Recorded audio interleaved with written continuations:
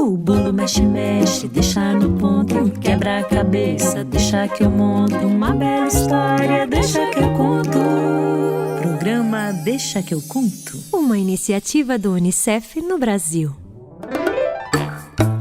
Olá, meu nome é Kiara Terra, eu sou contadora de histórias, escritora e tô aqui pra convidar todo mundo pra brincar comigo. Chama sua mãe, seu pai, seu irmão, sua avó. Agora, se tem alguém que tá longe, você tá com saudades, aí a gente brinca e depois você conta tudinho pra pessoa. Quem sabe ela não ouve o programa do lado de lá da casa dela. Hoje a gente começa com uma história deliciosa de uma aventura impressionante.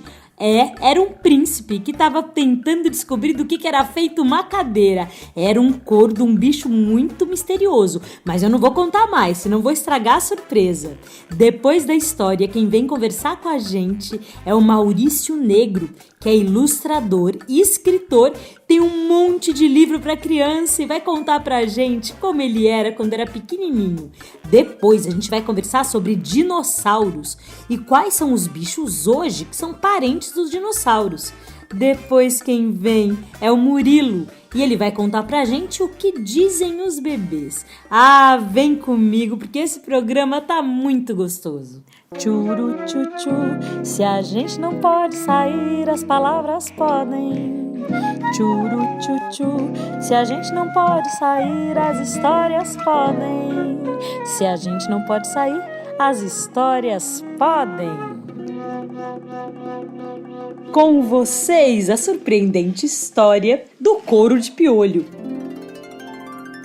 Era uma vez uma princesa que estava na idade de se casar. Ah, meu Deus, é sempre assim. Muitas histórias começam com a princesa não querendo casar e o pai da princesa querendo que ela se casasse de qualquer jeito. É que antigamente, quando existiam as princesas de verdade, elas se casavam com 8, 9 anos com homens muito velhos. E quem escolhia era sempre o pai. E o critério dessa escolha era o dinheiro. Se casava com um homem mais rico para poder juntar as fortunas. Ah, não devia ser nada fácil ser princesa.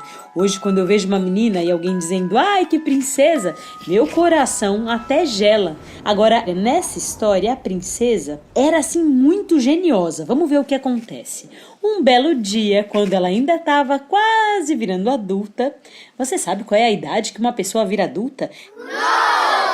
Tem gente que fala que é 18 anos, tem gente que fala que é mais, tem gente que é velhinha e não virou adulto direito até hoje. Mas a menina eu acho que tinha assim uns 15, 16 anos mais ou menos. E a ama estava penteando seu cabelo e encontrou um piolhão. Ela achou aquele bicho tão diferente, ela nunca tinha visto, pegado um piolho na mão.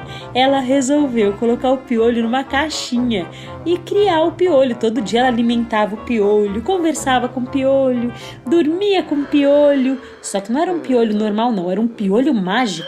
Sim, porque o piolho crescia a olhos vistos. O piolho, depois de um ano, já estava do tamanho de um cachorro. E depois de 2 anos, o piolho já estava do tamanho, deixa eu pensar, de um bezerro. O pai da menina, o grande rei, quando viu aquilo, ficou assustado. Mandou matar o piolho e pegar o couro do piolho e forrar uma cadeira, colocar lá no castelo. E aí ele teve uma ideia. Quem soubesse do que era feita aquela cadeira se casava com a princesa. Ah, mas ela não gostou nada disso. Papai, eu não quero me casar. Minha filha, é assim, sempre foi assim e assim será. Era só o que aquele pai sabia dizer. Bom, vieram muitos viajantes de todos os lugares. O primeiro era magro, pequenininho. Ele olhou e disse, essa cadeira tem couro de lagartixa. O rei disse, não. Aí veio o outro. Oh, meu senhor, essa cadeira tem couro de vaca. Não, falaram de pavão, de peixe, de rato, de tartaruga. Nada, ninguém acertava. E lá atrás, bem lá atrás do castelo, quando se passa por uma praça, por um leão se contorna uma floresta, bem ali na beira do rio tinha uma mãe com seu filho. E ele sonhou que ia conseguir e disse pra mãe assim, mamãe, eu vou descobrir do que é e vou me casar com ela. A mãe deu um pouquinho de carne assada para ele esquentar na fogueira quando tivesse fome no meio do caminho e uma rede para ele descansar e disse: meu filho, você é tão teimoso que eu acho que talvez você até consiga. Vai, boa sorte. Ele foi, só que era muito longe o lugar onde ele morava até o centro daquele lugar onde ficava o castelo.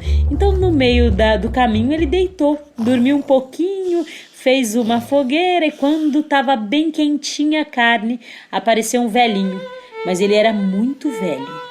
Todo pequenininho, enrugado, baixinho assim, andava devagar. O menino teve dó dele. Falou: ô senhor, o senhor quer comer essa carne aqui? A gente divide.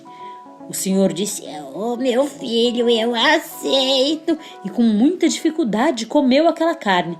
Depois, na hora de dormir, ele olhou pro velhinho deitado no chão e disse: não, o senhor pode deitar na minha rede, eu durmo no chão, não tem problema não.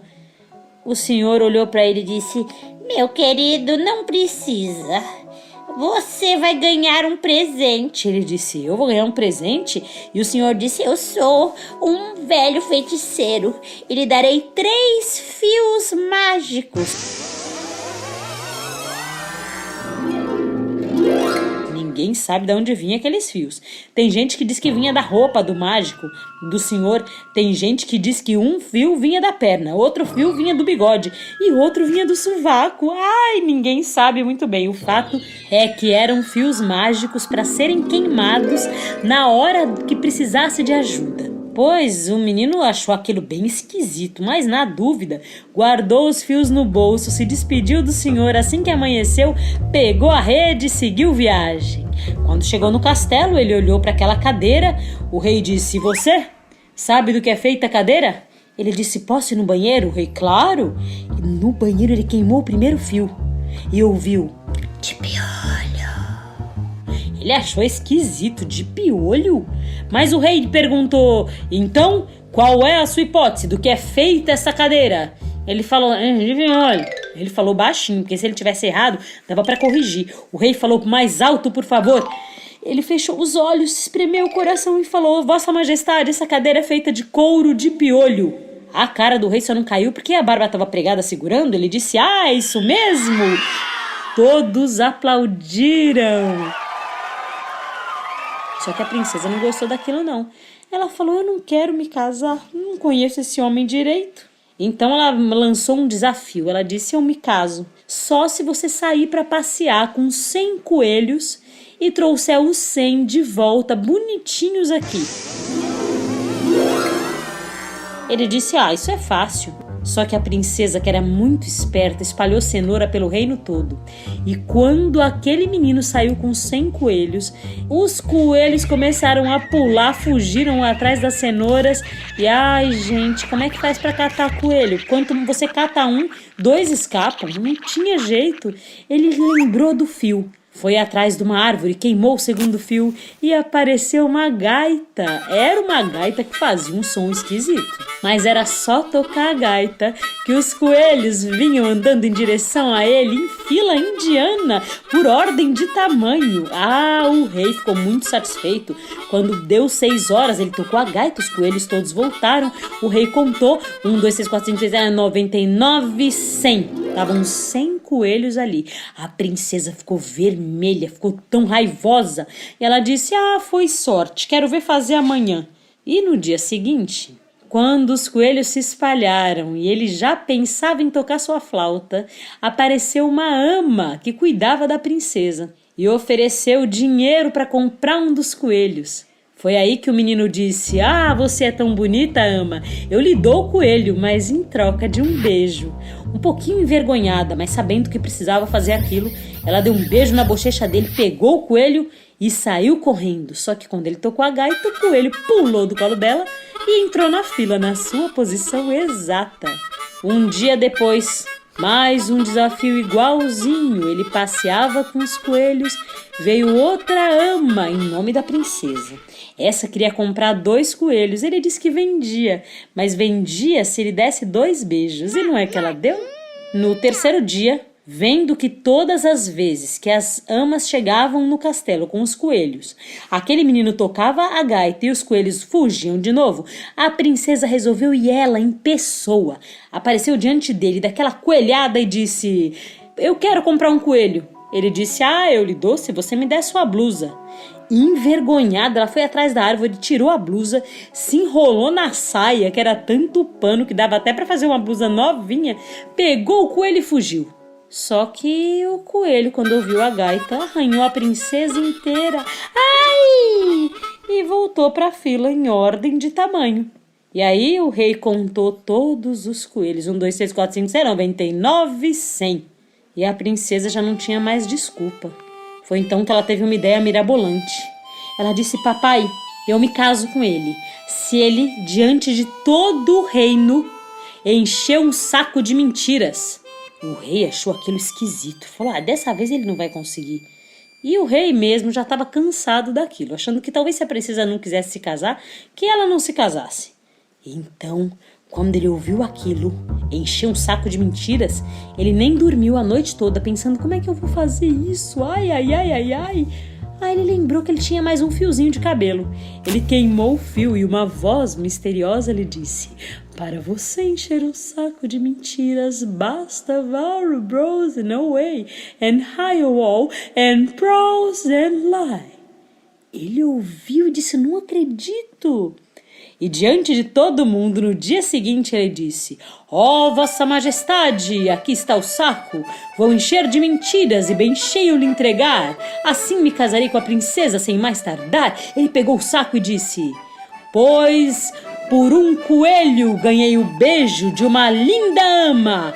Ela, muito ofendida, gritou: é mentira! É mentira! Ele pegou a mentira com a mão e colocou no saco.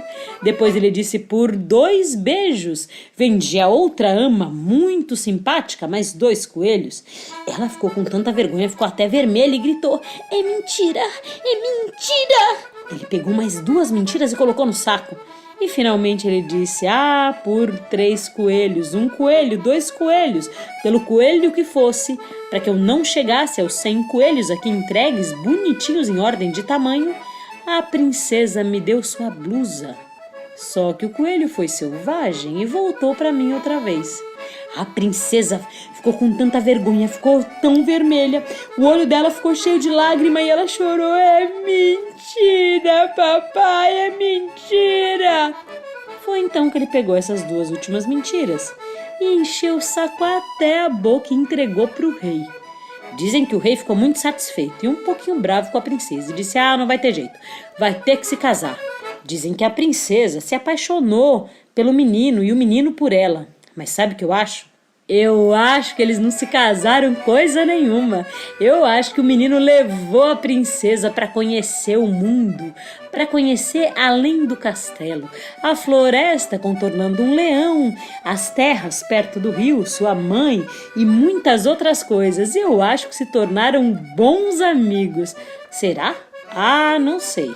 Eu acho que isso já é outra história. Que será que vem por aí? Vamos ouvir? Meu amigo Tagarela.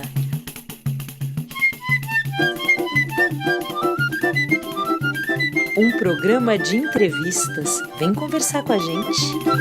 E hoje quem vem conversar com a gente no Meu Amigo Tagarela é o meu querido amigo, ilustrador e escritor de livros infantis Maurício Negro. O Maurício Negro contou pra gente como ele começou a ilustrar e a escrever para criança. Vamos ouvir? Eu sou Maurício Negro, escritor, ilustrador, designer gráfico, pesquisador, coordenador de projetos culturais e, antes de tudo, um leitor de livros e da vida. Há 25 anos eu produzo livros que são os mais democráticos e os mais ousados, que significa aqueles que estão nesse cercadinho que a gente criou chamado literatura infantil, que é onde cabe todo mundo, né? Que seja capaz de sonhar, de imaginar, de se encantar pelas coisas da vida e por tudo que é importante. Como muitos criadores de imagem, né, que são os ilustradores, Eu comecei antes fazendo a parte visual dos livros de outros escritores. E depois de algum tempo, eu comecei a escrever histórias, até publicar o primeiro título em 1998, creio, que foi O Mundo Cão, pela Editora Global. Foi a minha estreia como escritor e também como ilustrador. As imagens também são minhas e o projeto do livro é meu. Não que eu considere essa a minha estreia efetiva, porque eu escrevo desde criança. Eu gostava muito de fazer redações, da mesma maneira que eu sempre gostei de desenhar. Mas enquanto já estava atuando como profissional da ilustração, eu ainda não tinha até então arriscado publicar um livro. E O Mundo Cão foi minha estreia. Será que o Maurício Negro foi um menino tagarela? Ou será que ele foi um menino tímido? Como o Maurício via o mundo quando ele era bem pequenininho? Ele conta pra gente agora. Eu fui uma criança, assim, muito quieta, né? Eu tinha uma timidez enorme quando muito pequeno, a ponto de não dizer quase nada, de me constranger em público. Eu não gostava de falar na frente dos outros. Mas, ao mesmo tempo, era extremamente atento ao mundo ao meu redor, muito sensível. Passava horas de butuca prestando atenção nesse mundo estranho que é o mundo dos adultos. E eu tive a sorte de viver numa família muito acolhedora para as crianças, que não nos obrigava a nada, na verdade, né? Tive uma educação baseada no diálogo e vivi em áreas verdes, né? Eu vivi sempre muito próximo da natureza, né? O lado de fora de casa era mais importante que o lado de dentro. A gente só entrava para dormir. A televisão era uma coisa que a gente assistia à noite só. Para mim, o que eu mais gostava de fazer é me embrenhar pelos matos. A gente vivia numa região de Mata Atlântica, com muita flora, muito bicho, fruta no pé, banho de cachoeira, picada de inseto, leite tirado da vaca, esse tipo de vivência mais rural, né, que eu acho que faz tanta falta para o ser urbano de hoje, né?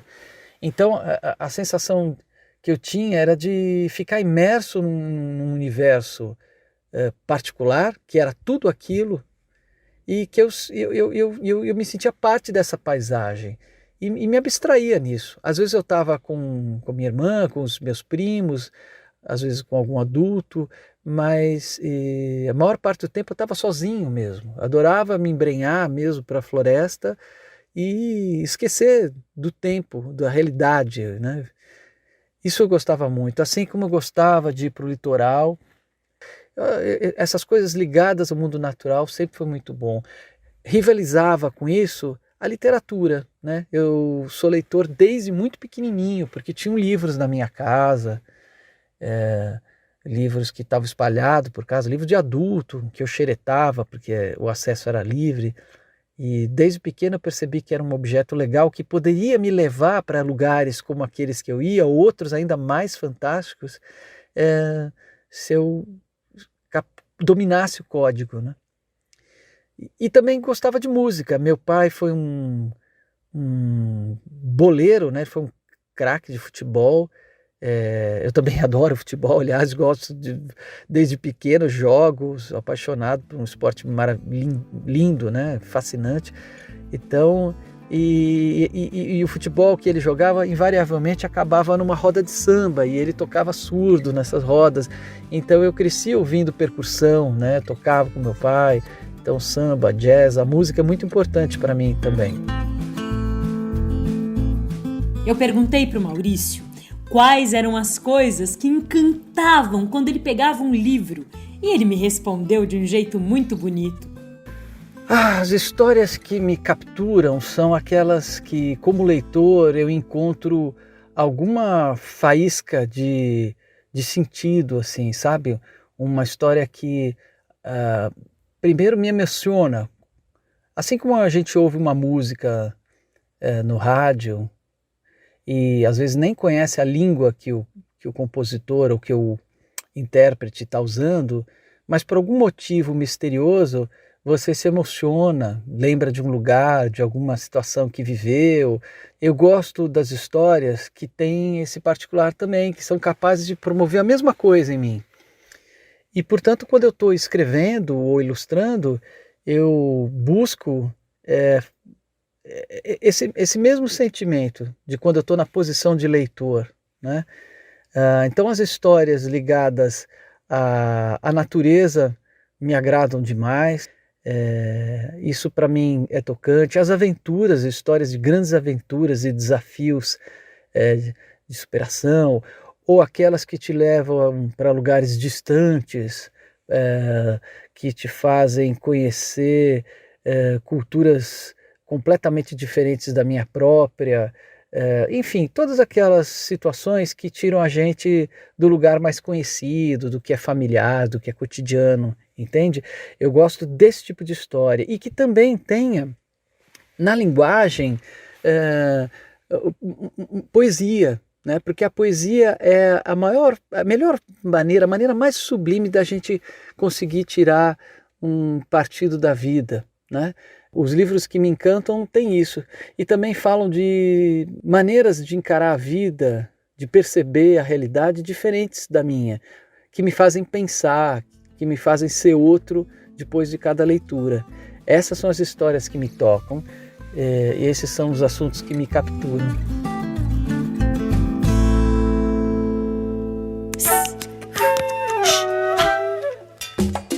Tem bicho que é pequenininho, tem bicho que é bem grandão. Ah, meu Deus, que bicho curioso! Vem comigo conhecer, então. Eu tô falando dos dinossauros. Sim, eles mesmos, aqueles enormes, gigantescos que existiram, que tem os nomes difíceis de falar. Tem um que se chama Velociraptops. Ah, não sei nem se eu falei certo. Isso parece até um trava-língua. Tem outro que é o Allosaurus. E tem tanto dinossauro que viveu por aí com nome esquisito, só que os netos deles estão entre a gente. É verdade. É que muitos cientistas descobriram que os dinossauros hoje, os seus netos, bisnetos, tataranetos, têm outro tipo de nome. São os pintacilgos, os tico-ticos, as galinhas caipiras, os patos, os pombos. Tem muito passarinho, que é parente direto dos dinossauros. E existem algumas características dos bichos que, quando elas estão ali, é porque são parentes próximos daqueles grandões. Uma delas é o pescoço em S. Quando o bicho tem um pescoço que, se olhadinho de lado, parece a letra S, é muito provável que ele tenha vindo dos dinossauros. E esse pescoço em S servia para que o bicho conseguisse enxergar de um lado do outro, ter um campo de visão bem largo. Quer um exemplo? Os cisnes. Os cisnes têm um belo pescoço em S, como os seus avós dinossauros. Tem também um outro tipo de bicho que esse sim até parece um dinossauro em miniatura. Será que você sabe qual é? Adivinha? Dou-lhe uma, dou-lhe duas, dou-lhe três. Você acertou, são as tartarugas. E agora o que eu vou contar sobre elas não é muito bonito não. Dizem que elas são péssimas mães, que elas botam o ovo e babau. Tchau, não querem nem saber da filhotada toda. Eles que se cuidem uns aos outros. Até pouco tempo atrás, todo mundo achava que os dinossauros também se comportavam dessa maneira. Que isso é porque eles eram primos dos répteis. Mas não. Hoje a gente sabe que vários dinossauros, como aqueles voadores, os bisavós dos pássaros, construíam um ninho e cuidavam de seus filhotes com muito jeitinho até que eles estivessem prontos para voar. Esse é o caso de um dinossauro chamado Dinoave e de um outro chamado Sitipati. Outra característica que quando ela tá lá, a gente sabe que é alguém que é da família dos dinossauros é o bico. Você sabe como é que os bicos dos passarinhos e dos dinossauros se desenvolveram? É que eles precisavam cavar, assim como a gente. Só que a gente foi desenvolvendo as unhas para cavar e não machucar a ponta dos dedos. Com os cachorros também aconteceu a mesma coisa. E com os pássaros aconteceu como se fossem duas grandes unhas que se encontram ali bem no rosto. Essas unhas grandes, bem duras e geralmente pontudas, são os bicos. E se o bico estiver lá, pode saber que o bicho é parente dos dinossauros. Outra característica é o pé. Você acha que o pé de um dinossauro parece mais um pé de um crocodilo ou então de um passarinho? Como se fosse assim um periquito. Acertou se você falou do periquito. Sim, os pés dos dinossauros, na maior parte, parecia muito pés de passarinho. Sabe aquele pé com 3 dedos na frente assim e um dedinho para trás para apoiar? Aqueles que os pombos têm? Pois era tão parecido. E existem muitas outras características que indicam que a gente está falando da família dinossauro. Uma delas é o ossinho da sorte. Sabe aquele ossinho que a gente come quando a gente come galinha? Que sobra, que tem 2 ladinhos, que cada um pega uma ponta e a gente puxa o ossinho e quem pegar a parte maior tem o seu desejo realizado? Esse osso existe em muitos bichos parentes dos dinossauros. Eu vou agora te lançar um desafio. Você agora deve olhar todos os bichos com olhos de cientista e pensar o que será que esse bicho tem dos dinossauros. Eu aposto que se você olhar com cuidado, você acha alguma coisa. Será? Vamos tentar?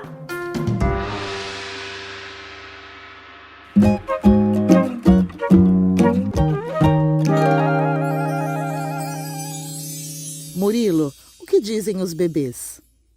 Que lugar é esse? Eu sou a Kiara Terra e o Deixa que eu conto é uma iniciativa do Unicef no Brasil. Você pode nos encontrar no nosso canal do YouTube, que é o youtube.com/Unicef Brasil, e no Spotify, onde é só procurar Deixa que eu conto.